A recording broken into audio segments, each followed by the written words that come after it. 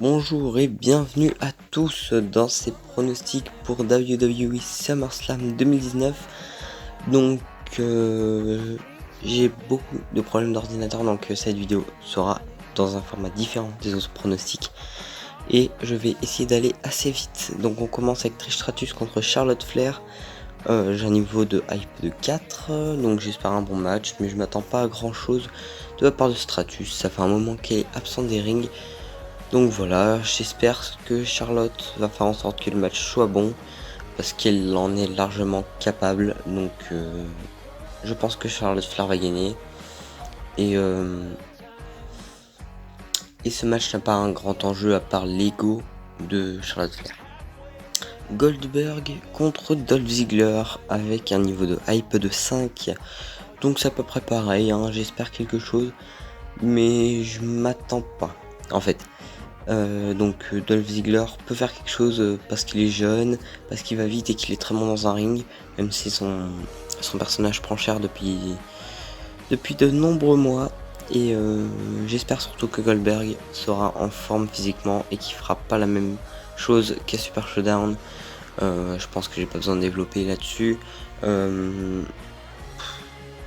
me dégoûte de mettre ce résultat là, mais Goldberg va gagner. Je pense que Goldberg va gagner parce que la WWE ne croit pas en Dolph Ziggler. Et c'est bien dommage d'ailleurs parce qu'il a un très bon personnage. Donc vainqueur Goldberg. Bayley contre Ember Moon avec un niveau de hype de 6. Donc j'ai très hâte de voir ce match parce que les deux se débrouillent bien sur le ring. Elles ont des gimmicks intéressantes. Donc franchement on peut s'attendre à un très bon match. Mais après, ce qui me dérange un petit peu, c'est que le règne de Bayley n'est pas excellent. Et Ember Moon, le règne de Bayley est très mauvais d'ailleurs. Et Ember Moon vient de rentrer dans le roster principal. Elle y est rentrée depuis un moment, mais ça fait très peu de temps qu'elle est vraiment mise en avant. Et c'est ça qui me gêne parce que je ne vois aucune des deux gagner. Mais j'ai quand même mis Ember Moon. Parce que je me dis que pourquoi pas. Voilà. Donc on peut quand même avoir un match de très bonne qualité entre les deux. Becky Lynch contre Natalya avec un niveau de hype de 7. Donc on a deux grands talents sur le ring. Mais encore une fois, il y a un problème, c'est que Natalya, c'est le même problème que pour Dolph Ziggler. La WWE ne croit pas en Natalya et elle n'a jamais été vraiment dans le main event. Donc là en fait on en a strictement rien à foutre. Genre c'est limite si elle se force à faire la méchante. Et ça marche pas. On n'y croit pas en fait. Et mais après c'est un submission match, donc on devrait avoir un beau match. Voir un très bon match entre les deux. Je pense un match d'une quinzaine de minutes, ça serait pas trop mal. Et je pense que la fin est assez facile à deviner. Je pense que Becky Lynch va gagner grâce au sharpshooter qui est bien évidemment la prise de soumission et de finition de Natalya. Donc Becky Lynch qui remporte le match. Ensuite on a Kevin Owens contre Shane McMahon avec un niveau de hype pareil de 7. Donc le match ne sera pas excellent dans la technique, mais il peut être très bon dans la psychologie. Parce que l'enjeu est de taille, même si on sait évidemment que Kevin Owens va gagner. Ouais, j'ai pas grand chose à rajouter dessus. Le règne de terreur de Shane McMahon va s'achever enfin et Kevin Owens va rester à la WWE et voilà. Brock Lesnar contre Seth Rollins pour le titre universel avec un niveau de hype de 8. Donc là je suis partagé parce que le match peut soit être très bon, soit être très mauvais. Mais je pense quand même que le match va être bon. Et j'espère que Brock Lesnar va gagner parce que j'ai envie de voir quelqu'un d'autre que Seth Rollins être mis en avant. Quelqu'un comme Drew McIntyre par exemple, qui peut battre Brock Lesnar et qui a vraiment un personnage crédible. Drew McIntyre est très crédible, que ce soit dans un ring ou au niveau du personnage. Donc Brock Lesnar va gagner. Et pourquoi pas voir Drew McIntyre l'affronter plus tard dans l'année pour le titre universel. AJ Styles contre Ricochet. Donc le match va être bon, très agréable à regarder. J'ai pas grand chose à dire de plus. Je pense que le match sera à peu près équivalent aux deux derniers qu'on a eu, donc à Raw et à Extreme Rules. Ça me semble évident que AJ Styles va gagner.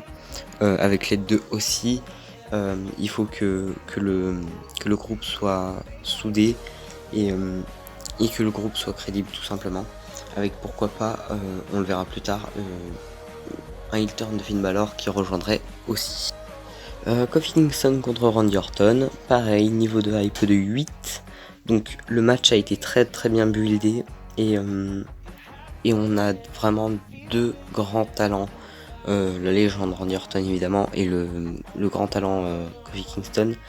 Donc le match sera forcément bon, voire très bon, que ce soit dans la psychologie ou dans la technique. Et j'ai envie que Randy Orton gagne le match et pour moi ça me semble évident que Randy Orton va l'emporter parce que il faut un champion qui ait des épaules et qui soit solide. Et Randy Orton est ce genre de champion. En plus c'est un champion qui serait heel et qui pourrait être vraiment très bon. Drew Gulak contre Oney Lorcan avec un niveau de hype de 9, donc ce match serait certainement dans le kick-off, donc ce sera un bon match cruiserweight, et j'en suis convaincu parce que Drew Gulak et Oney Lorcan sont deux très bons catcheurs, deux catcheurs très stiffs, donc le match ne sera pas un match cruiserweight comme on avait avec des Tony Nese, avec des Akira Tozawa, mais plutôt quelque chose de très rude et de très rapide, donc ça peut être un très beau match stiff cruiserweight. Donc je pense que Drew Gulak va gagner parce qu'il faut pareil un champion qui ait des épaules et qui soit très crédible. Donc victoire de Drew Gulak sans aucune hésitation. Et donc le match que j'attends le plus, Finn Balor contre Bray Wyatt avec le niveau de hype maximum de 10. Donc c'est le premier match qui me hype au niveau maximum parce que Finn Balor est très bon dans le ring. Il se débrouille vraiment très bien. J'ai hâte de revoir Bray Wyatt dans un ring et encore plus avec un nouveau personnage très mystérieux, donc j'ai plein d'attentes, savoir comment il va se débrouiller dans le ring, s'il a changé un peu sa manière de catcher, sa musique d'entrée, son entrée, plein de choses. Si Finn Balor arrivera en démon, parce que pour moi Bray Wyatt va gagner, et je pense pour tout le monde Bray Wyatt va gagner, ça c'est obligatoire. Et si Finn Balor arrive en démon, ça voudrait dire que Bray Wyatt est extrêmement fort, parce qu'il aura réussi à battre le démon Finn Balor. Il aura réussi à être le premier à battre le démon Finn Balor. Donc vainqueur Bray Wyatt. Et donc voilà, c'est la fin de ces pronostics pour SummerSlam 2019. J'ai plus trop le temps de faire des vidéos en ce moment, je suis pas mal occupé. Et mon ordinateur a beaucoup de problèmes, donc j'aurais dû sortir le point de juillet et le programme pour août, mais du coup il ne sortira pas, puisque je n'ai pas réussi à le sortir tout simplement. Donc on se retrouve bientôt pour une prochaine vidéo peut-être, on verra ce qu'il en est, et j'ai beaucoup aimé vous faire ce pronostic, même si j'ai beaucoup galéré, et on espère que SummerSlam sera un bon PPV.